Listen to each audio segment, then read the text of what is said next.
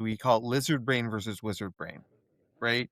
When we are calm and we are stable and we feel psychologically safe, we can tap into our wizard brain, the top part of our head. That's where our coping skills and our communication skills and our empathy and our creativity come from. The parts of the brain that make us us are up here.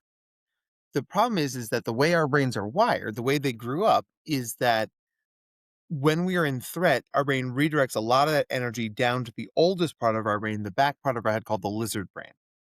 And the lizard brain's job is to keep you alive, right?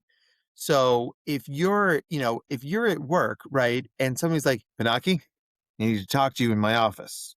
Your brain goes, danger, danger, danger, right? And you go to your lizard brain. You're like ready to fight or flight. You get sweaty, you get antsy, you get reactive. And then your boss is like, oh, I've decided to take you on the company trip to Cabo St. Lucas. That's a very good thing.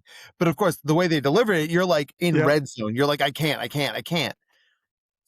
So one of the things I tell managers a lot, and this is good practice for all employees, but particularly neurodivergent employees. When you have a meeting with somebody, start with a water, start with a sit, start with a drink, do something to re-regulate your nervous system. It will not only make you a more effective communicator as a manager, but it will make your employee a more effective receiver of your communication. Hmm. Right? You better sit down. We need to talk. I mean, they're already in the red zone. You're sending them deeper into the red zone.